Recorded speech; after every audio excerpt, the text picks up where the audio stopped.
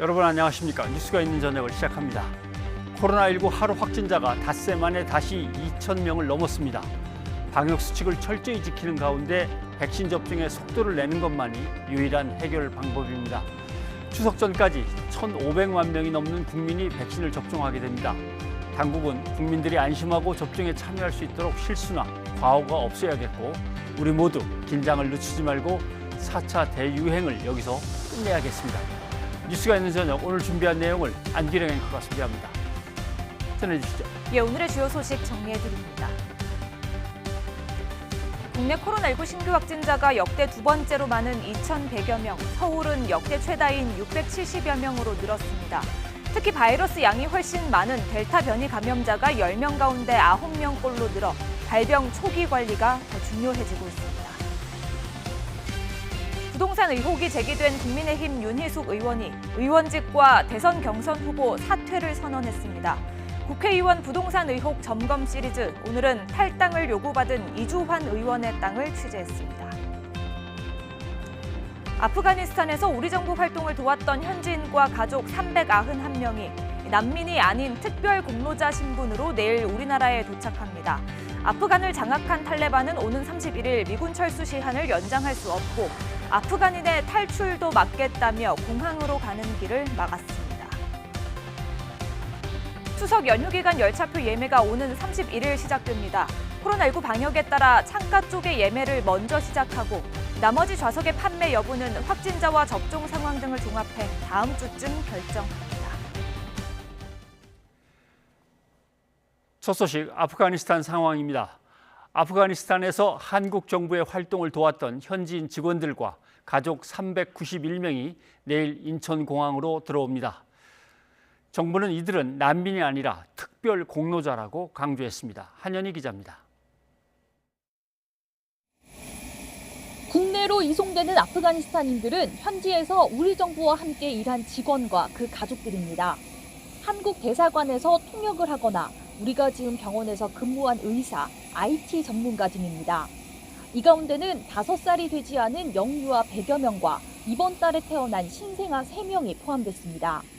정부는 애초 427명을 이송할 계획이었지만 36명이 아프간 잔류나 제3국행을 택하면서 모두 391명이 우리나라에 들어오게 됐습니다. 정부는 우리와 함께 일한 동료들이 처한 심각한 상황에 대한 도의적 책임, 국제사회 일원으로서의 책임, 인권 선진국으로서의 국제적 위상. 애초 민항기로 이들을 이송하겠다는 계획이었지만 급박한 현지 상황에 결국 군 수송기 3대가 투입됐습니다. 군은 이송 작전에 미라클이라는 이름을 붙였는데 아프간 조력자의 희망에 대한 기원뿐만 아니라 왕복 2만 킬로미터가 넘는 적진에 들어가는 작전에 성공을 기원하는 의미를 담았다고 설명했습니다. 정부는 국내로 이송되는 아프간인들이 난민이 아닌 특별 공로자로서 국내에 들어오는 것이라고 강조했습니다. 또 신원 관련 우려에 대해 채용 전부터 신원 조회를 했고 길게는 7, 8년 장기 근무한 데다 이송 전 관계기관 전문가가 카불을 찾아 일일이 배경을 다시 한번 확인했다고 설명했습니다. 문 대통령은 우리를 도운 아프간인들에게 도의적 책임을 다하는 것은 당연히 해야 할 일이고 또 의미 있는 일이라고 강조하면서 우리 국민들의 이해와 협조에 감사드린다고 말했습니다. 아프간 현지인 조력자들이 입국하면 곧바로 충북 진천에 있는 국가공무원 인재개발원으로 이동해 코로나19 검사를 받고 격리 생활을 하게 됩니다. YTN 한현입니다. 탈레반이 장악한 카불에서 아프간 현지인들을 구출하는 미라클 작전은 매 순간 일촉즉발 긴장의 연속이었습니다. 이들은 중간 지점에 도착한 뒤 안도의 한숨을 내쉬었고 한국 정부에 감사의 마음을 전했습니다. 이교준 기자입니다. 탈레반이 장악한 아프가니스탄에서 우리 정부와 협력한 현지인과 가족을 국내로 데려오는 과정은 순탄치 않았습니다. 우선 카불 국제공항까지 현지인들을 모으는 작업부터 난관이었습니다. 탈레반의 검문 검색이 갈수록 강화되고 있었기 때문입니다. When we came in the morning, when we start coming to the airport, we will stop blocked by Taliban. They didn't let us to get close to the airport. 정부는 고심 끝에 미 당국과 긴밀한 협의를 통해 극적인 돌파구를 마련할 수 있었습니다. 미군이 현지에서 거래하던 버스 회사들과 계약을 맺고 현지인들을 특정 지점에서 버스에 태워 공항 안까지 무사히 들어올 수 있게 한 것입니다. Thanks to the staff of Korean Embassy in Kabul, they have provided us a very clear guides, and it was that make us able to get to the inside the airport. 현재 급파된 우리 군 수송기들은 자칫 지상에서 발사될 수 있는 지대공 미사일 위협을 경계하면서 카불과 이슬라마바드를 번갈아 왕복하며 현지인과 가족 모두 탈출시키는 데 성공했습니다. 2년 넘게 한국인과 함께 일했던 한 아프간인은 탈출을 도운 한국 정부에 고마움을 표시했습니다. They are very kind and very good people. I want to say thanks for all of them, and I want to say thanks the Korean government very deeply. 하지만 카불 탈출을 희망했던 일부 아프간인들은 탈레반의 통제선을 뚫지 못하고 끝내 공항에 나오지 못한 것으로 전해졌습니다. YTN 이교준입니다. 아프가니스탄을 장악한 무장단체 탈레반은 오는 31일로 예정된 미군 철수 시한을 절대 연장할 수 없다고 거듭 강조했습니다. 또 아프간인의 탈출을 더는 허용할 수 없다며 공항으로 가는 길을 모두 막았습니다. 이어진 기자입니다. 탈레반은 이달 31일로 돼 있는 외국군 철수와 민간인 대피 시한을 연장할 수 없다는 입장을 되풀이했습니다. 자비훌라 무자히드 탈레반 대변인은 현지 시간 24일 카불에서 열린 기자회견에서 미국 조 바이든 행정부가 스스로 정한 시한까지 철군을 완료해야 한다고 강조했습니다. مگر باید یادونه وکړو دا یو دیرشم پورې وخت غځېدل د امریکایانو هم دوی یو طرفه کار ده او خپل سره کار ده دا موږ د توافقنامې نه خلاف کار ده موږ امریکایانو ته بیا پیغام ورکوو چې خپل ټول اتباع په دغه وخت کې وباسي ځکه دوی سره امکانات شته. 특히 탈레반은 자국민의 탈출이 불쾌하다며 아프간인 출국을 더는 허용하지 않겠다고 밝혔습니다. 탈레반 대변인 수하일 샤인이 미군 철수 뒤에도 아프간인의 출국을 허용하겠다고 BBC에 말한 지 하루 만에 태도를 바꾼 겁니다.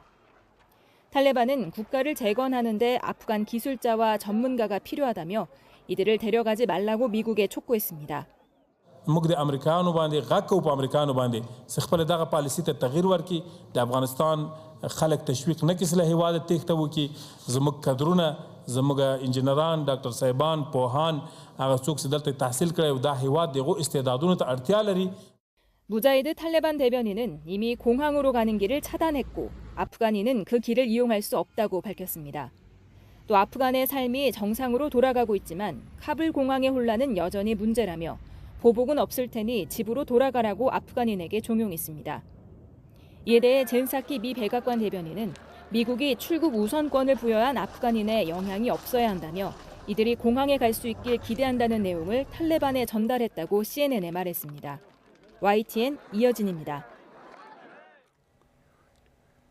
방사성 물질 대량 유출 사고가 발생한 일본 후쿠시마 제1원전의 폐로 작업을 하고 있는 도쿄전력은 원전에서 약 1km 떨어진 바닷속에 방사성 물질 3중 수소가 포함된 오염수를 배출하기로 방침을 굳혔다고 아사히 신문과 요미우리 신문 등이 오늘 보도했습니다. 보도에 따르면 도쿄전력은 오염수를 해안에 접한 후쿠시마 원전에서 바로 배출하는 방안과 배관을 이용해 해안에서 일정 거리 떨어진 바닷속에 배출하는 방안을 각각 검토해왔으며 일정한 거리를 두고 바닷속에 방류하는 편이 빨리 확산시킬 수 있다고 판단해 이같이 결론 내린 것으로 알려졌습니다. 이에 대해 우리 정부는 강한 유감을 표했습니다. 정부는 구윤철 국무조정실장 주재로 관계 차관회의를 열고 일본이 최인접국인 우리 정부와 사전 협의와 양해 없이 일방적으로 오염수 방류 계획을 발표한 것에 대해 다시 한번 심히 유감을 밝혔습니다. 그러면서 일본이 인접한 국가들과 충분한 협의와 소통을 먼저 해나가는 것이 책임 있는 국제사회의 일원으로서 바람직한 자세라고 강조했고 일방적인 오염수 방류 추진을 즉시 중단하라고 촉구했습니다.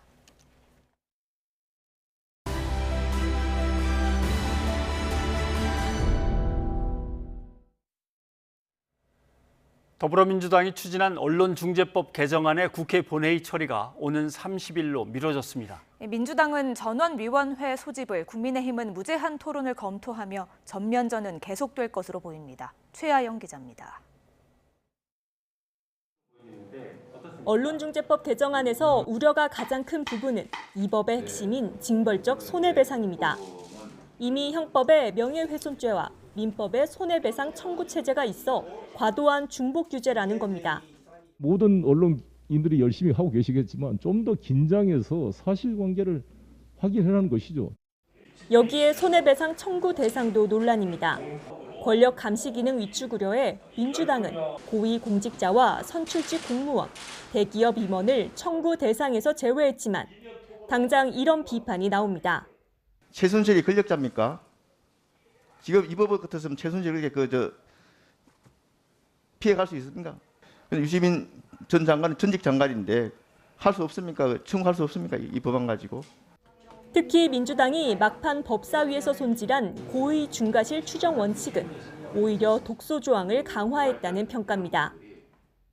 언론 보도 등에 명백한 고의 또는 중과실에서 명백한이라는 문구를 삭제했는데 추정 범위가 더 넓어졌다는 겁니다. 이 같은 우려는 민주당 내부에서도 나왔습니다. 조응천 의원은 오만과 독선 프레임이 부활하는 것이라고 지적했고, 변호사 출신인 오기영 의원은 언론 활동 관련만 특화해 징벌 배상 제도를 논의하는 게 적절한지 의문을 제기했습니다. 논란 속에 본회의 문턱에 섰던 언론중재법은 오는 30일로 처리가 미뤄졌습니다. 언론인 출신인 박병석 국회의장도 법안 상정에 부담을 느꼈을 것으로 보입니다. 잠시 시간은 벌었지만 민주당은 전원위원회 소집을, 국민의힘은 무제한 토론을 검토하면서 여야의 전면전은 불가피할 전망입니다. YTN 최아영입니다.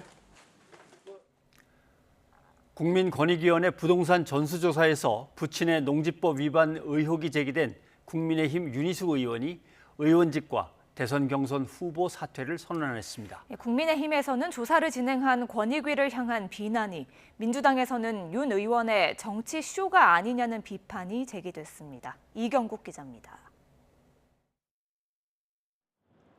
좁은 길을 따라 벼가 빼곡히 심긴 논. 국민의힘 윤희숙 의원 부친이 지난 2016년 매입한 세종시 농지 만여 제곱미터입니다. 직접 농사를 짓겠다며 계획서를 내고 농지 취득 허가를 받았지만 권익위 조사 결과 지난 5년 동안 임대를 준 것으로 나타났습니다. 집을 지으려고 오신 것 같아요. 근데 거기는 집 지을 자리도 아니고 어떻게 잘못 알고 오신 것 같아요. 누가 속인 것 같아요, 보니까. 그래갖고 노인네들이 농사 짓다가 힘들다고. 윤 의원의 부친은 지난해 서울에서 세종으로 주소를 옮겼다가 올해 다시 서울로 복귀하면서 주민등록법 위반 의혹까지 불거진 상황. 윤 의원은 대선 포기는 물론 국회의원직 사퇴까지 꺼내들었습니다. 부모님이 귀농을 하려다 모친의 건강 악화로 부득이하게 임대했다면서도 책임지는 모습을 보이겠다는 겁니다. 정권 교체 명분을 희화화시킬 빌미를 제공해서 대선 전투의 중요한 축을 허물어뜨릴 수 있다라는 위기감을 느끼지 않을 수 없었습니다. 이준석 대표는 기자회견장을 직접 찾아 눈물을 보이며 사퇴를 만류했고, 국민의힘은 야당 후보를 흠집내려고 독립가게인 부친까지 끌어들인 연좌제이자 엉터리 전수조사라고 반격했습니다. 이런 수준 낮은 의혹 제기를 입법부 차원에서 이거는 굉장히 모욕적으로 받아들여야 될 부분이 있습니다. 하지만 민주당은 굳이 의원직 사퇴까지 꺼내든 배경이 의아하다는 반응입니다. 실제로 윤 의원 부친의 땅은 가격이 크게 오르지 않았지만 2016년 당시 주변 지역에 투자 수요가 있었던 건 사실입니다. 그때만 해도 이제 이쪽이 개발된다고 막 그 말들은 있었고 했죠. 뭐 이런 게 추진하는 데가 많이 있었어요. 사업단지가. 뭐 신화용으로 사죠. 또 국회의원이 사퇴하려면 폐회 중에는 국회의장의 허가를 받아야 하고 개회 중에는 본회의에서 무기명 표결을 거쳐야 한다는 점에서 여당에 공을 넘긴 사퇴쇼, 피해자 코스프레라는 비판도 잇따르고 있습니다. YTN 이경국입니다. 국민의힘 대선 주자 비전 발표회에서는 사퇴 카드를 던진 윤희숙 의원에 대한 옹호론이 제기되기도 했습니다. 또 대선 주자도 부동산 검증을 하자는 목소리가 나왔습니다. 토론 없이 진행된 발표회는 주자들이 자기 발표를 마친 뒤 자리를 뜨면서 검증 없는 초등학생 학예회로 전락했다는 푸념도 쏟아졌습니다. 부장원 기자입니다. 단상에 오른 하태경 의원은 비전 발표에 앞서 윤희숙 의원의 이야기를 꺼내들었습니다. 의원직 사퇴 철회를 촉구한 겁니다.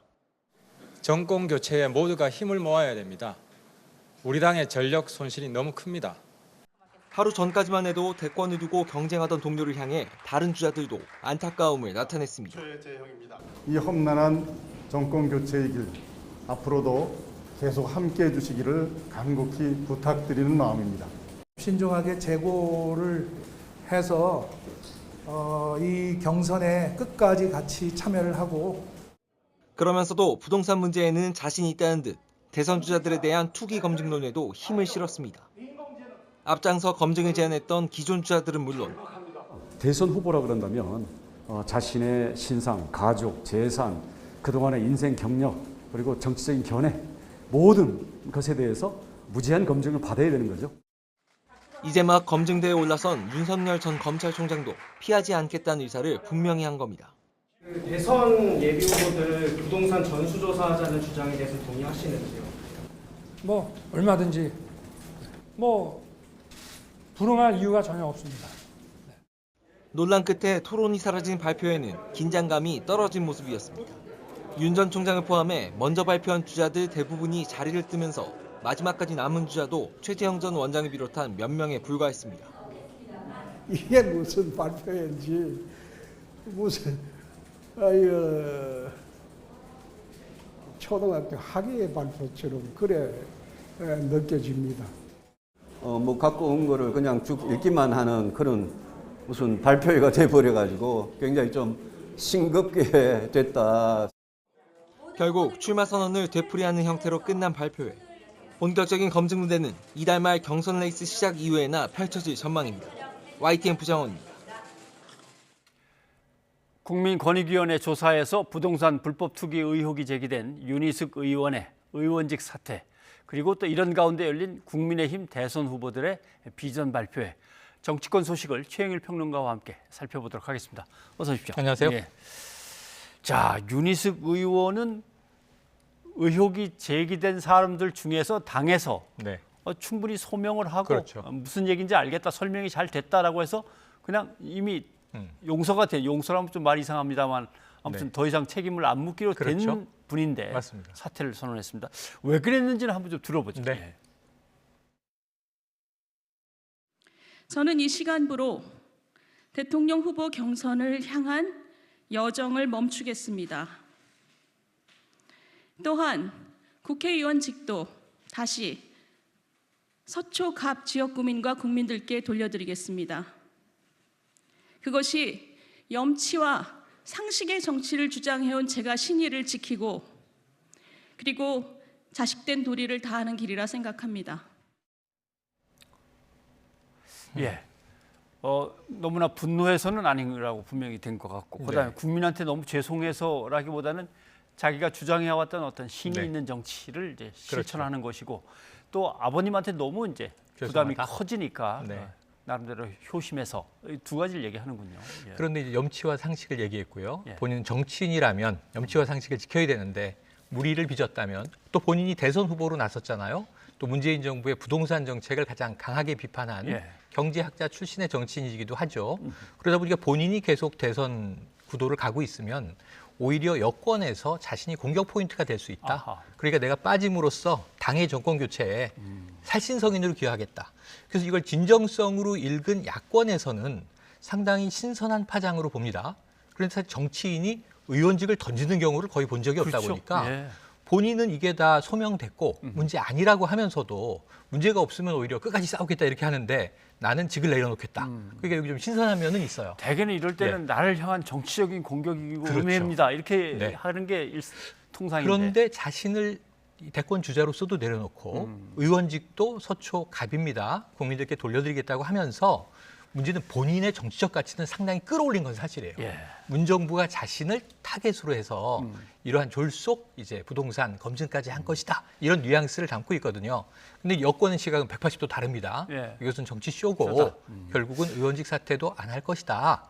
문제가 오히려 있는 거 아니냐 이렇게 네. 보는데 사실 짧게만 나왔어요. 이게 엊그제 국민권익위가 이름 없이 숫자만 알려줬고 통보했고 그다음에 어제 당에서 긴급하게 이제 6명 그중에 1명은 제명안 네. 그리고 이제 6명은 구제하는 쪽으로 그런데 오늘 바로 본인의 또 사퇴 선언이 나왔기 때문에 그러니까 말이죠. 속도가 그런데 빠르죠. 아니 이렇게 되는 거 아닙니까? 자 그만하면은 뭐 부동산 투기라고 할 수 있는 게 전혀 아니군요라고 네. 해서 당에서 일단 양해를 했는데 네. 그 사람이 다 집어 던지겠다 그러면 당에서도 문제가 있다고 나가라고 한 6명은 국회의원직을 지금 내려놔야 되는 그렇죠. 상황이 됩니다. 이렇게 되면 이준석 대표도 상당히 부담스러워지죠. 부담스럽고 나머지 같이 구제된 사람들 혹은 이제 탈당 요구까지 받은 사람들은 예. 직을 유지하면 염치가 없는 사람들이 돼버리는 셈입니다. 그런데 이제 문제는 그 다음인데 오늘 해명은 조금 논란이 돼요.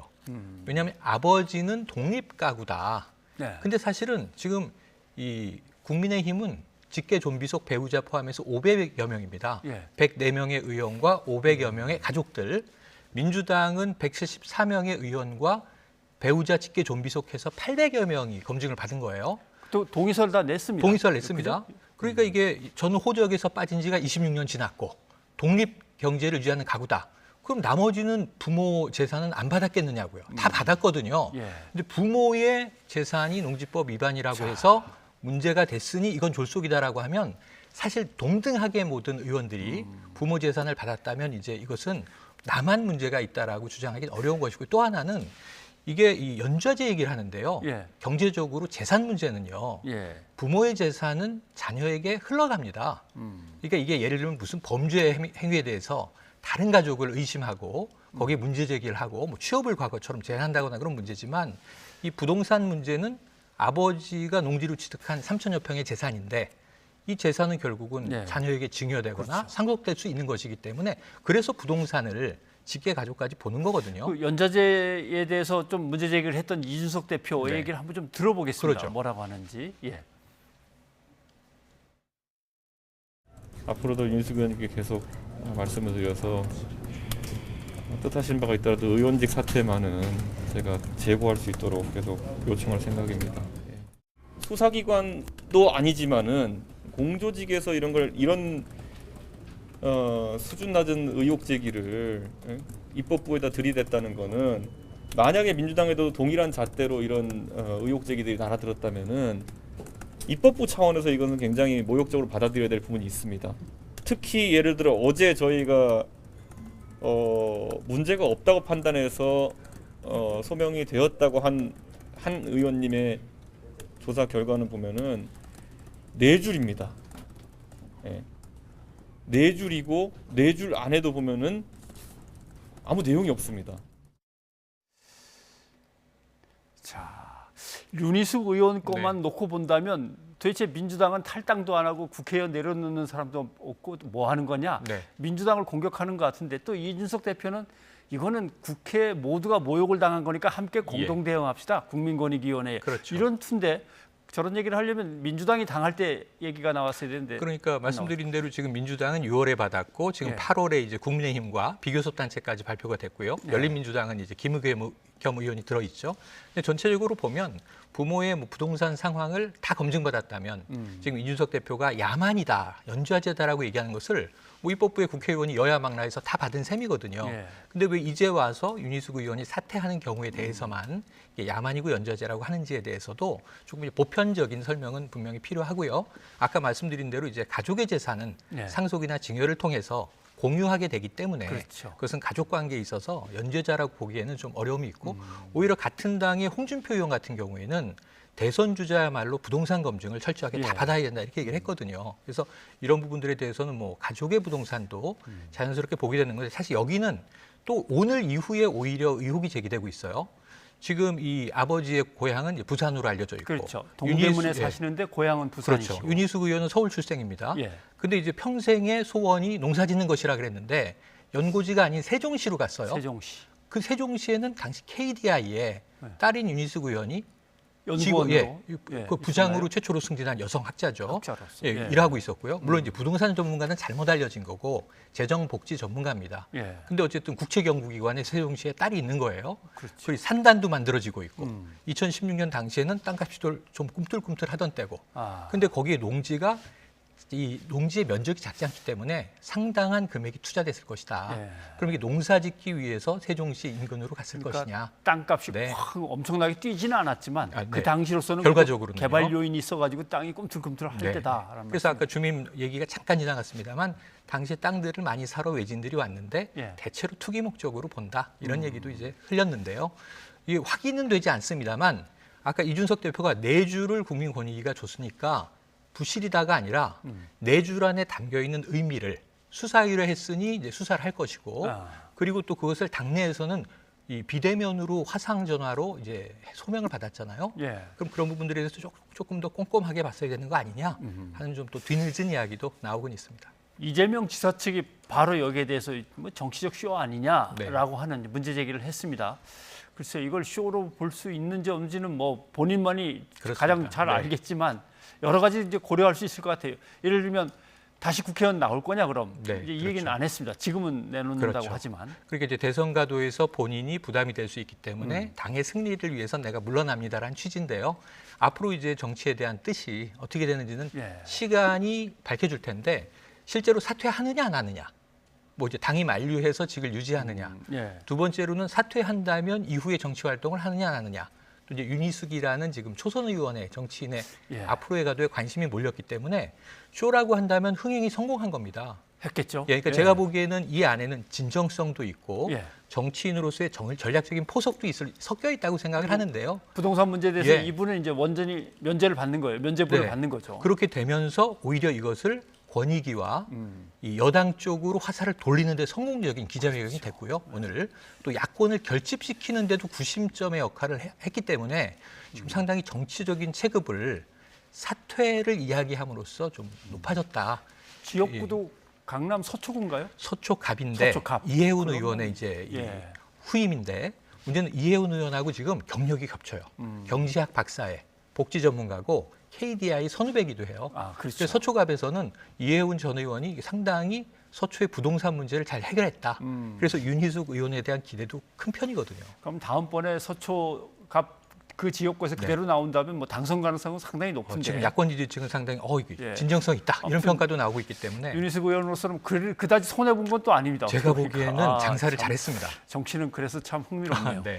알겠습니다. 그런데 이런 와중에 사실은 국민의힘 대선 주자들은 비전 발표회를 여는 날인데 이게 막 엉켜가지고 비전 발표회는 그나마도 좀 애매했는데 빛을 못 봤습니다. 지금 윤희숙 의원도 대선 주자인데 13명이 비전 발표를 하기로 했다가 윤 의원은 그 자리에 못 간다고 연락을 했거든요. 대선 주자에서 내려왔으니까. 그리고 12명이 했는데 윤희숙 의원의 개인 기자회견보다 12명의 비전 발표회가 빛을 덜 받았어요. 제가 보기에는 오히려. 그래서 1인당 7분씩 정견을 발표하시오.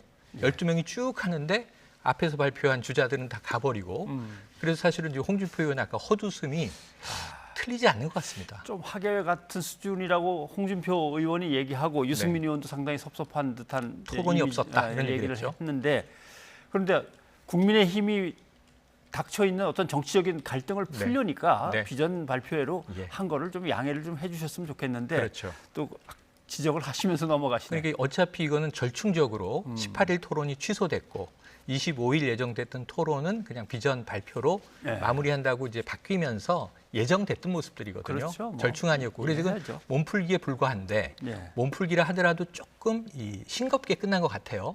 하지만 윤석열 후보라든가 오늘 7분짜리 정견 발표의 내용을 보면 앞으로 각 주자들이 어떤 비전을 세우고 있다는 것이 단초는 좀 읽혀요. 예를 들면 굉장히 흥미로운 게 이 윤석열 후보 같은 경우에 오늘 본인의 대통령으로서의 아주 큰 목표를 빈곤과의 전쟁 이런 표현이 등장했습니다.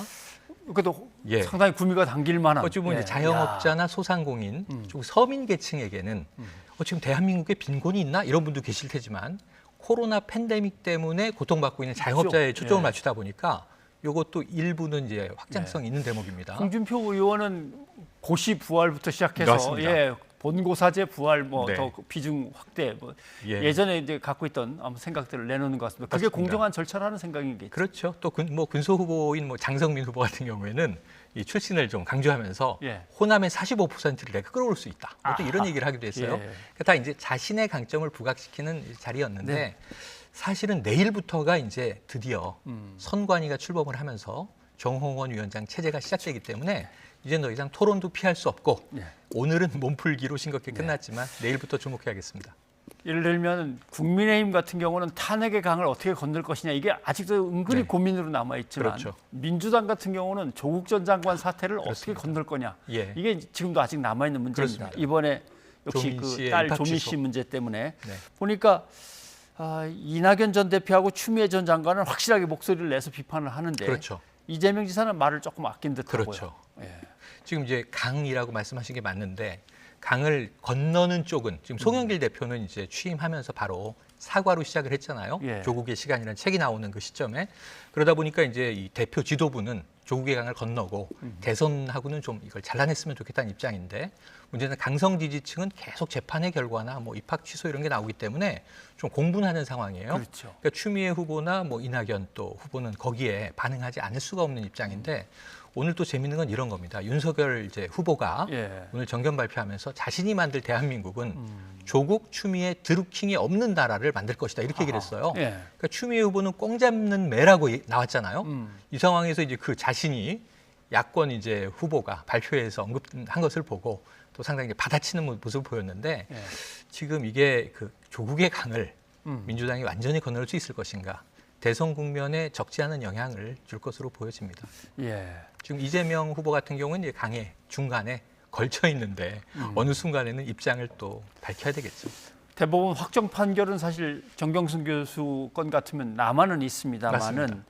어느 정도 입시 비리에 대한 것들을 인정을 갖다가 다 법원이 네. 해버렸기 때문에 여권 지지층이 과연 이 문제를 가지고 어떻게 움직일 거냐 그리고 당에서는 이걸 어떻게 대응할 거냐 그렇죠. 이건 진짜 아직도 계속되는 고민이겠군요. 정부는 이거를 좀 끊어내고자 하는 노력을 하는지는 모르겠습니다만 네. 추미애 후보가 심지어는 유은혜 사회부총리를 직격타했거든요. 그러니까 오히려 교육부에서 예. 대학에다 이거 빨리 정리하라고 압박하는 바람에 대법 판결도 떨어지기 하하. 전에 부산의전원이 입장을 낸 거 아니냐. 예. 이건 유은혜 이제 교육부 장관의 책임이다. 이런 뉘앙스거든요. 어찌 보면 정부 여당 내에서도 이 조국의 강이라는 문제는 서로 좀 이제 치고받는 문제가 나올 수 있습니다. 아무튼 양쪽 다 심각하게 고민해야 네. 될 넘어야 될 산 아니면 고비 건너야 될 트랩들이 강이 있습니다. 있습니다. 네. 어떻게 하는지 한번 지켜보죠. 네. 예, 최영일 평론가 여기까지 듣겠습니다. 고맙습니다. 고맙습니다.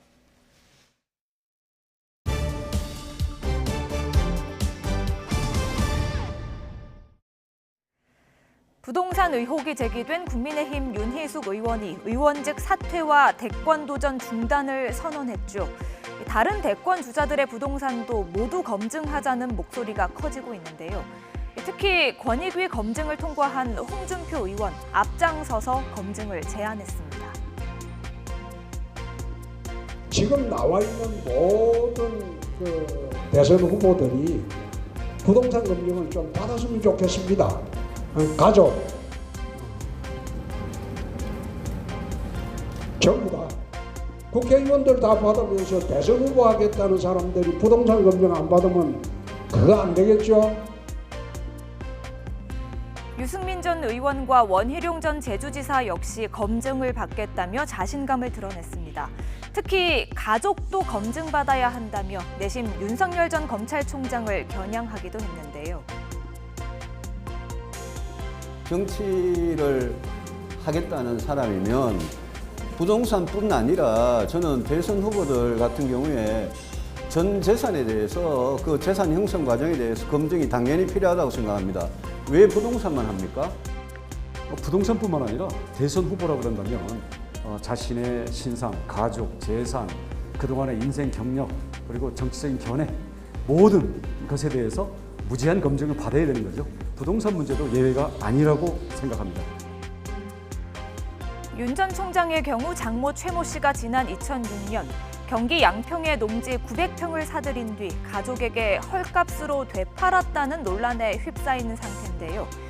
농민만이 농지를 살 수 있도록 한 농지법 위반과 편법 증여 가능성이 제기됐습니다. 앞서 윤 전 총장은 우리 법이 경자유전, 즉 경작할 사람이 땅을 소유해야 한다는 원칙에 너무 집착하고 있다고 말해 논란을 빚기도 했습니다. 농지법이라든지 이런 관련된 이런 여러 법률을 보면은 경자 유전에만 너무 집착을 해 있어요.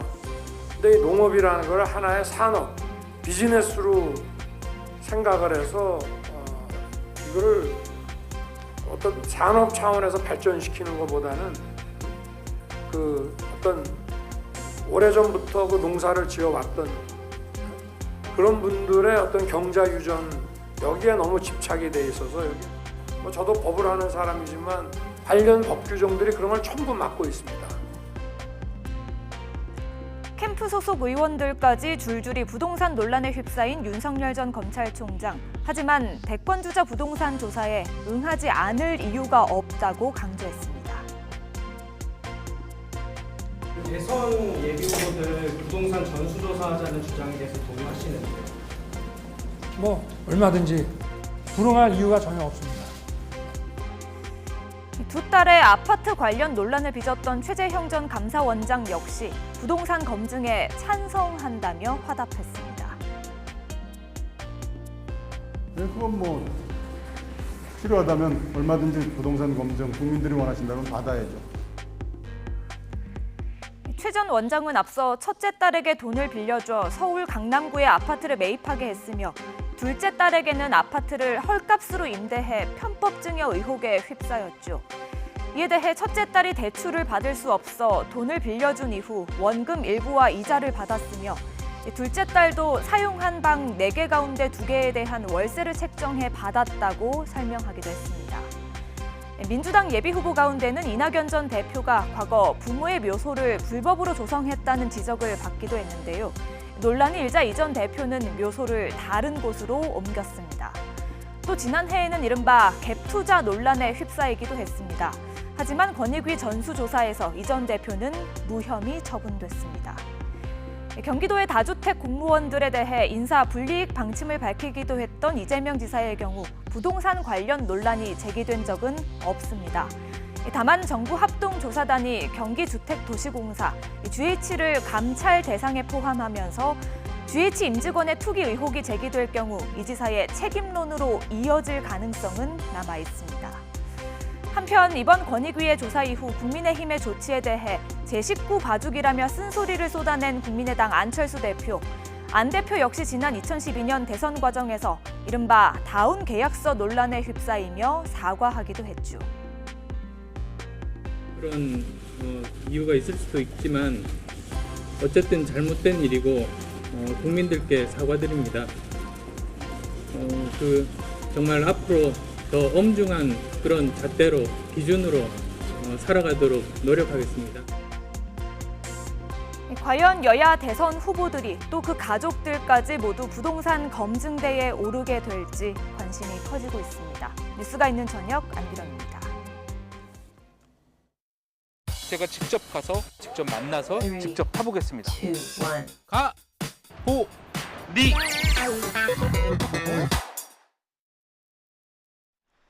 부산 해운대구 넓게 펼쳐진 송정해수욕장과 맞닿은 땅.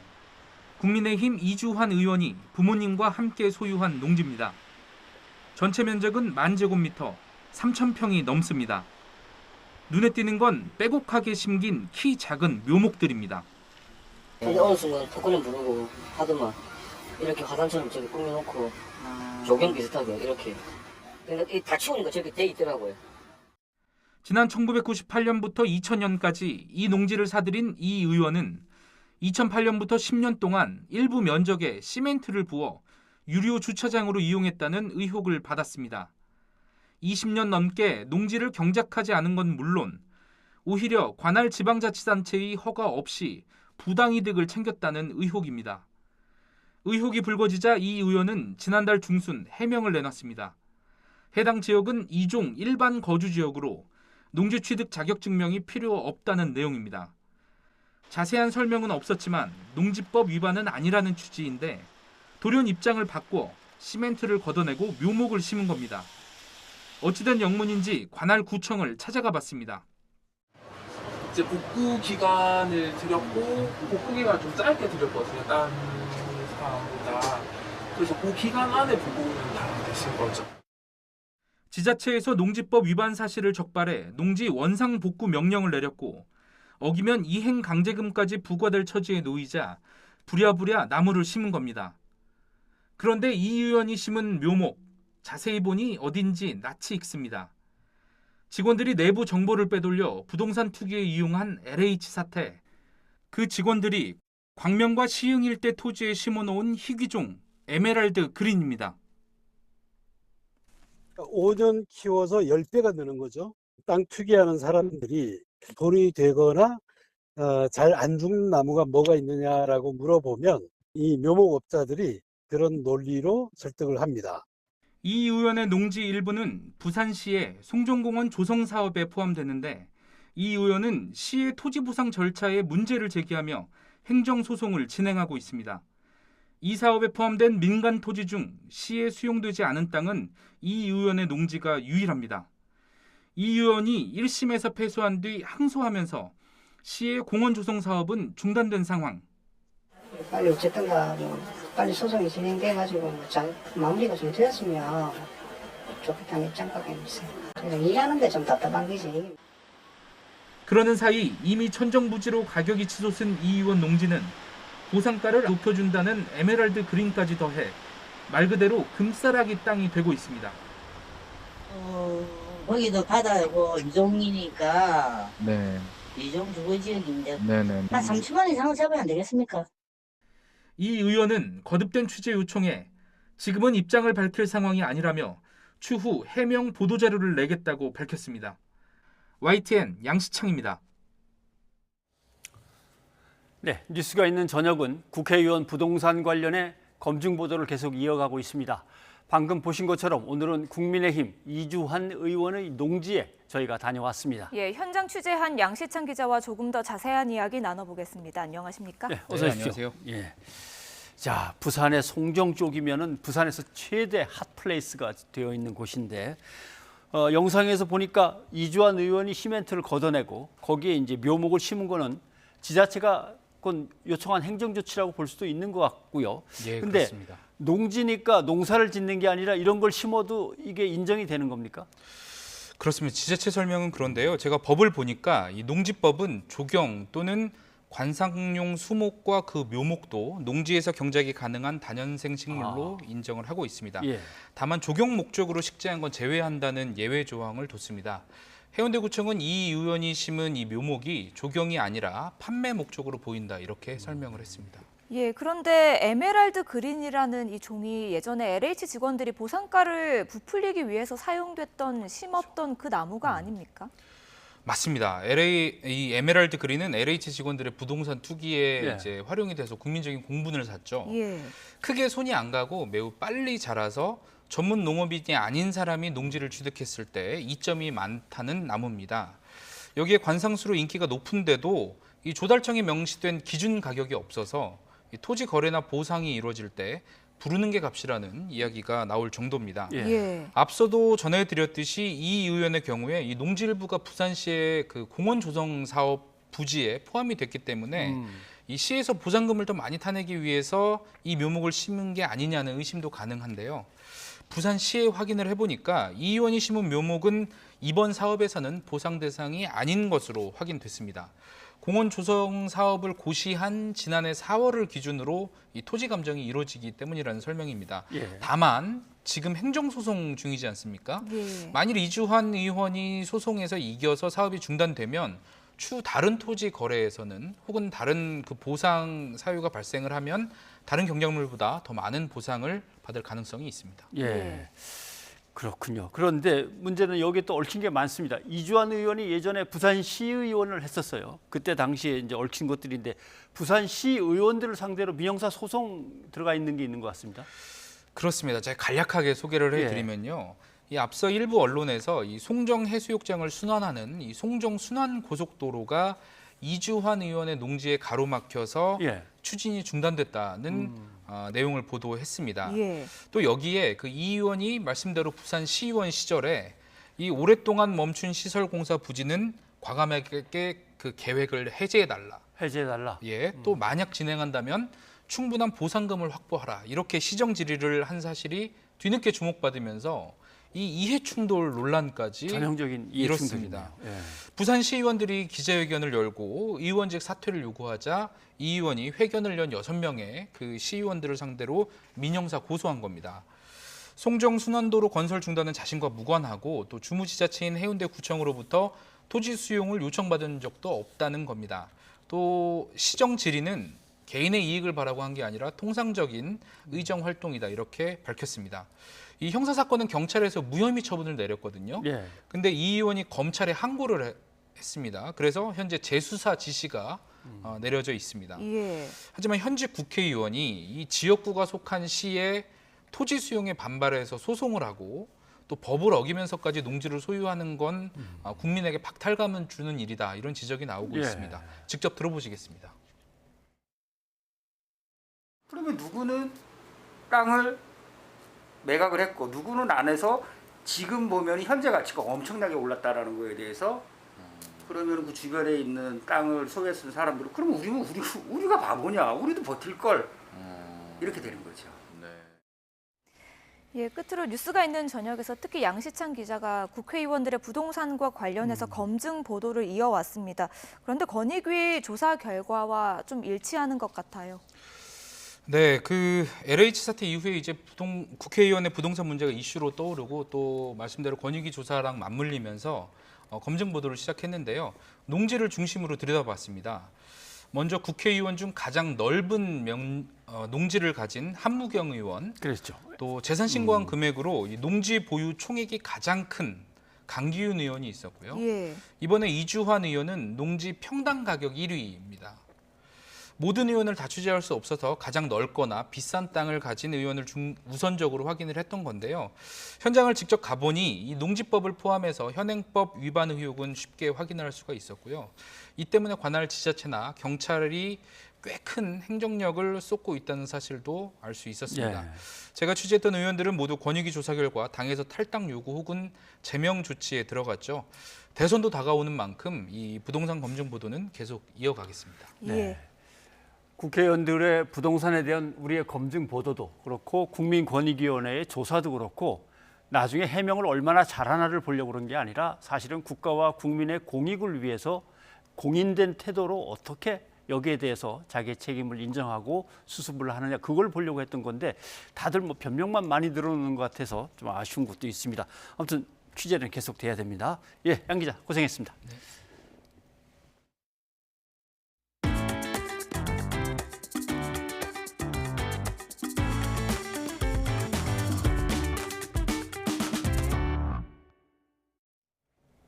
코로나19 상황 전해드립니다.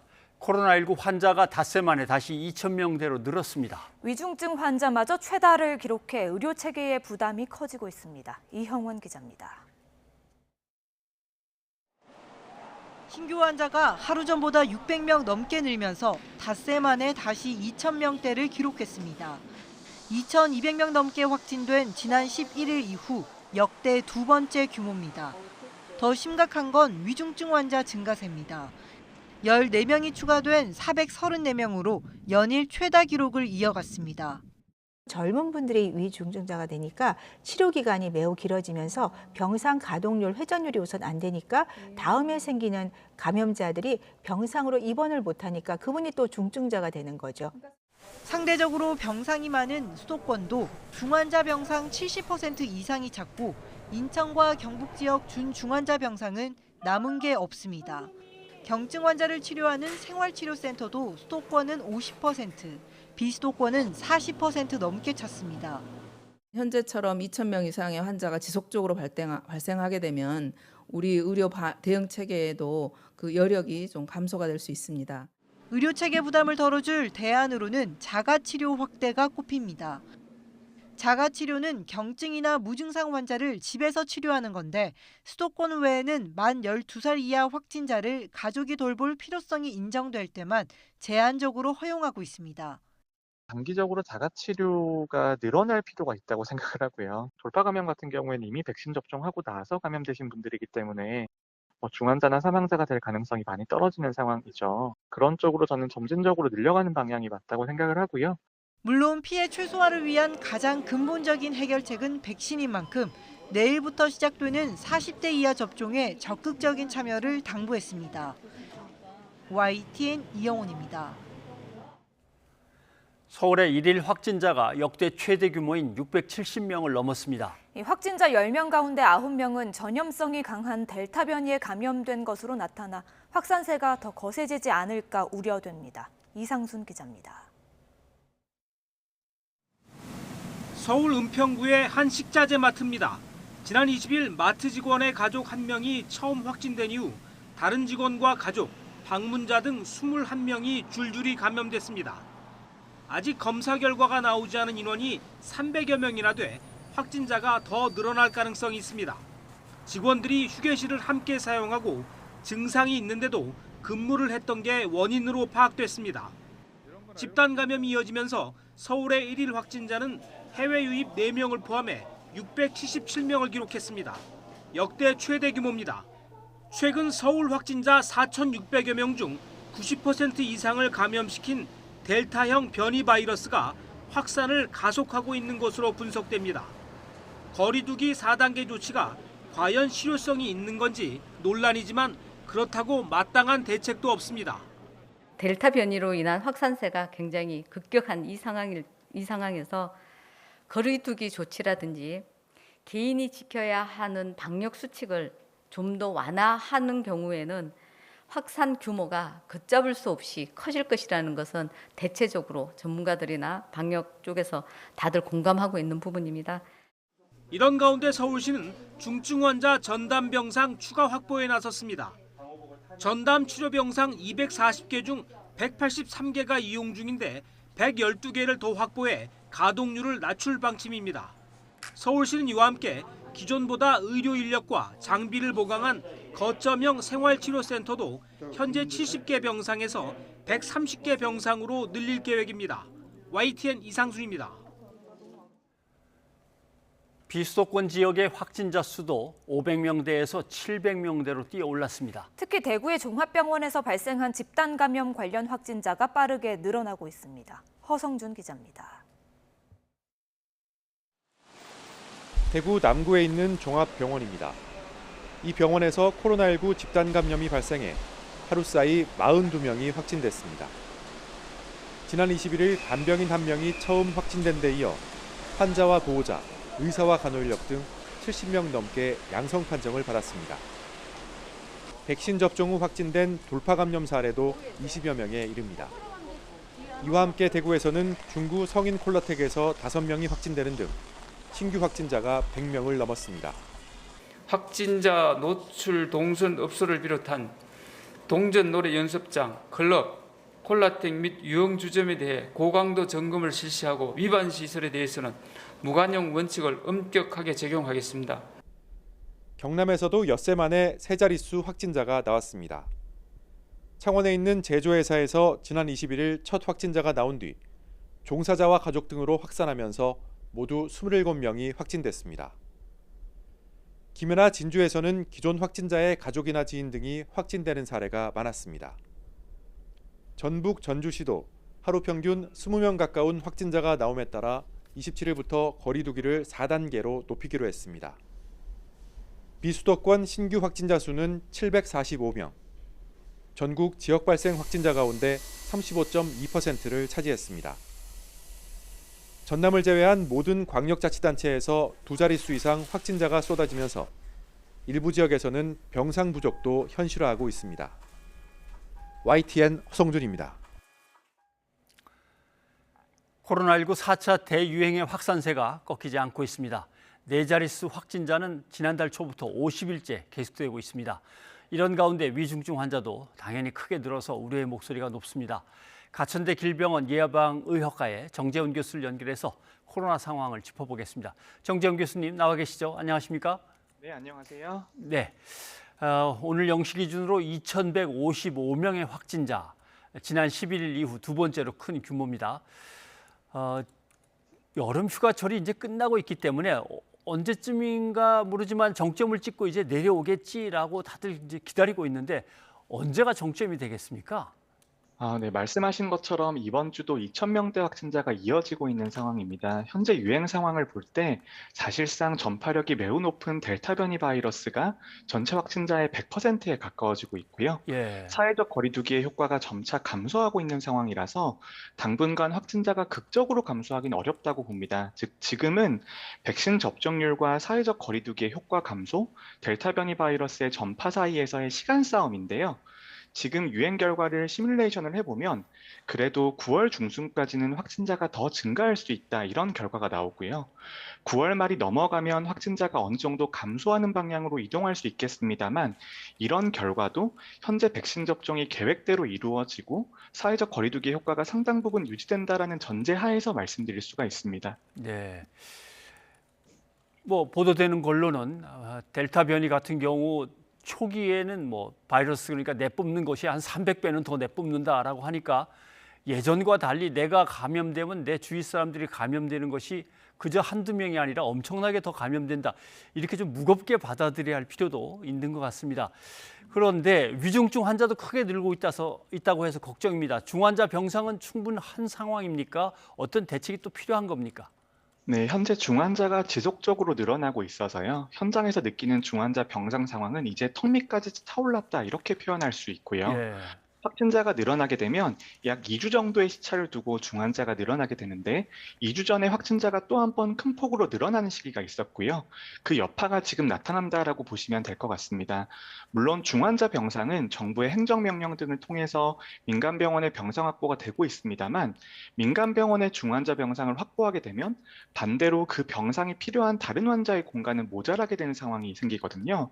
당분간 한두 달은 현재 중환자 발생 추세가 그대로 이어질 수 있기 때문에 중환자 병상을 확충하고 의료 인력의 피로를 경감하는 대책이 반드시 수립이 되어야겠습니다만 장기적으로 봐서도 병상 부족 문제나 중환자 문제를 해결할 수 있는 유일한 수단은 백신 접종이고요. 그리고 백신 접종을 아직까지 접종하지 않으신 고위험군까지 장기적으로 2회 접종을 완료해 드리는 것이 가장 중요한 대책이 되겠습니다. 네, 그렇군요. 대개 확진자 수가 늘어나면 1단계에서 2단계, 2단계에서 3단계, 4단계 이렇게 해왔습니다만은 서울의 확진자 수가 역대 최다치를 기록을 했습니다. 이 4단계 갖고는 안 되는 건가요?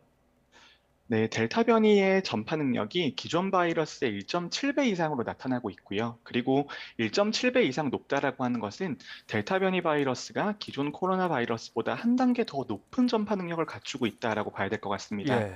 저는 그래도 사회적 거리두기 4단계 등의 조치가 그나마 효과를 발휘하고 있기 때문에 이 정도의 확진자 증가 추세로 막아내고 있는 것이라고 생각을 하고요.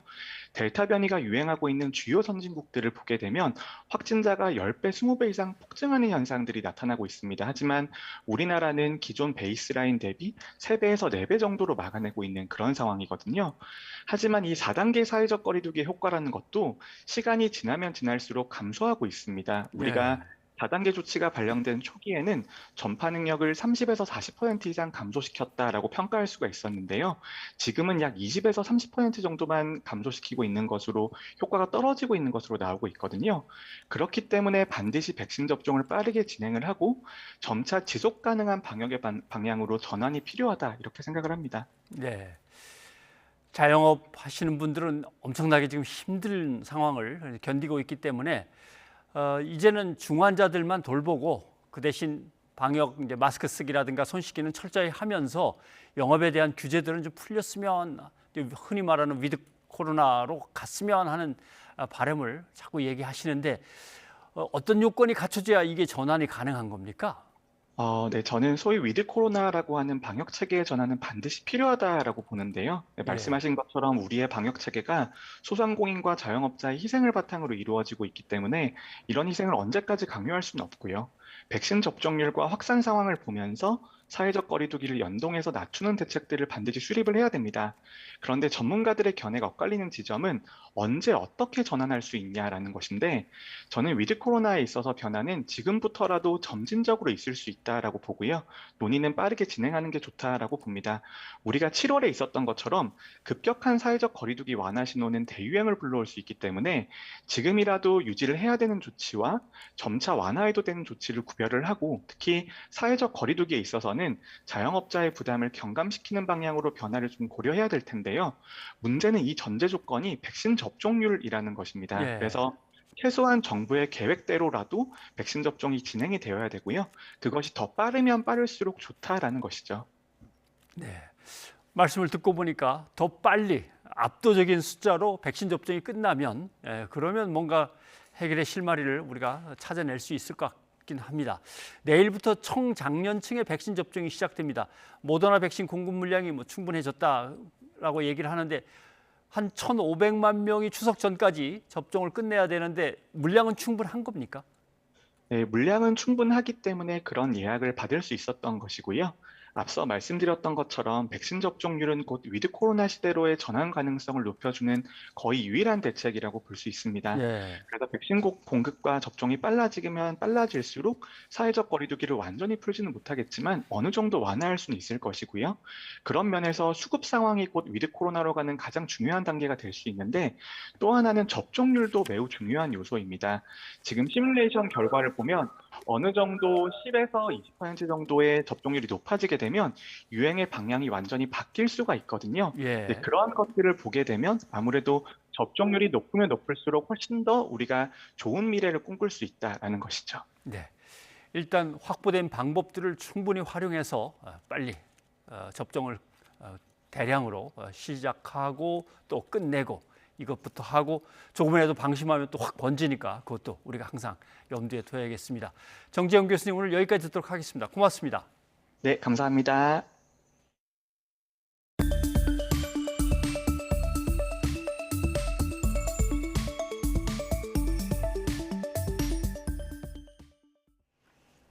추석 열차표 예매가 오는 31일 시작됩니다. 코로나19 상황을 고려해 일단 창가 쪽 좌석의 예약만 진행됩니다. 박홍구 기자입니다. 지난해 추석 열차표는 창가 쪽 좌석만 판매됐습니다. 그래서 열차 이동 수요가 감소해 서울역 등 대부분 역사가 한산했으며 열차 내 밀집도도 현저하게 낮아졌습니다. 올해 역시 일단은 작년과 동일하게 열차표 예매를 실시하기로 했습니다. 코레일은 오는 31일부터, 수서고속철도는 다음 달 7일부터 각각 3일 동안 창가 측 좌석에 대해 예매가 진행됩니다. 복도 쪽 좌석 등의 예매 여부는 다음 주쯤 발표할 계획입니다. 나머지 좌석에 대한 구매 가능 여부는 추석 연휴 유행 예측과 대응에 대한 검토를 한 후에 추석 종합 대책과 함께 국민 여러분들께 알려드리도록 하겠습니다.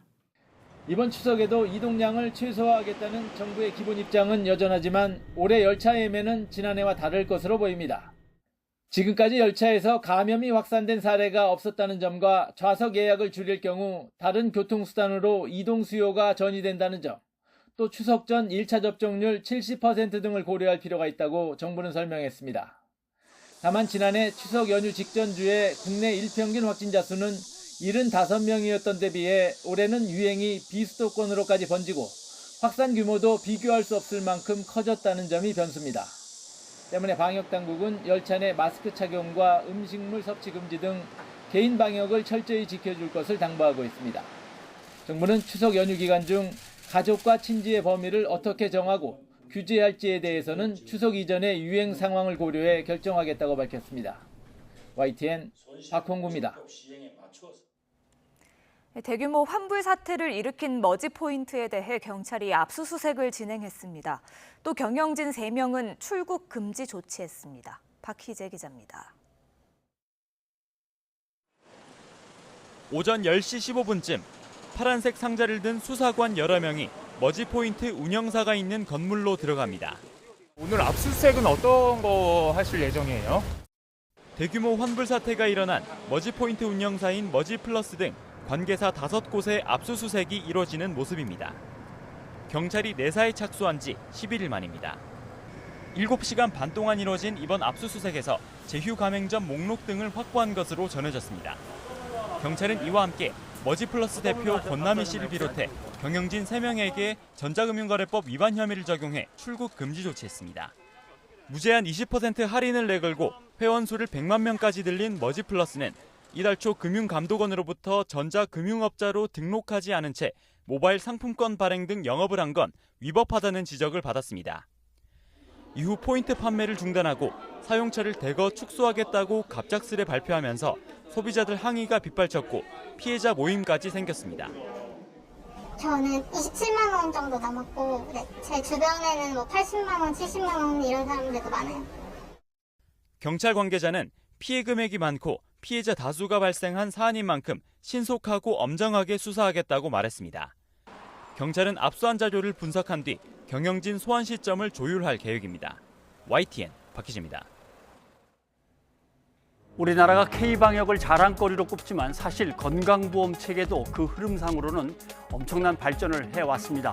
간단하게 설명드리면 1977년 건강보험을 하려는데 매달 봉급을 타는 사람들만 모아서 할 수밖에 없는 거죠. 일단 급하게 하려니까.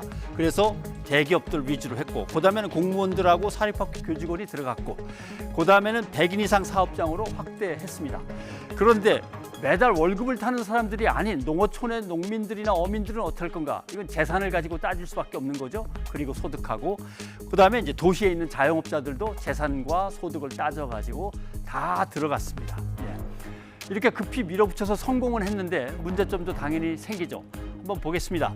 사실은 2차 세계대전 이후에 선진국이 아니었던 나라 중에서 전 국민을 의료보장에 집어넣은 나라는 우리나라가 유일한 나라입니다.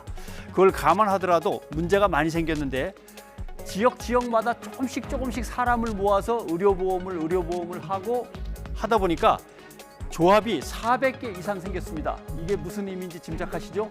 이사장님도 400명이고 사장님도 400명이고 그 사람들이 타는 차들도 400대, 800대, 1600대 이렇게 나가는 겁니다. 거기에 감사, 이사, 또 제일 문제가 되는 게 뭐냐 하면은 이거를 전산화로 통합을 해야 되는데 전산화가 안 되는 겁니다. 400개의 독립된 조합이니까. 그리고 여기에는 전부 다 정치인들, 경찰 출신 또는 군 보안사 출신, 정보기관 출신들이 이사장과 감사, 이사로 다 앉아있고 이러한 비리가 벌어지기도 했습니다. 그다음에 우리가 쓰는 의료비 중에서 건강보험으로 얼마를 보장해 주는가 또 챙겨주는가 맨 처음에 40%, 50%, 60% 이제 70%로 올라가야 됩니다.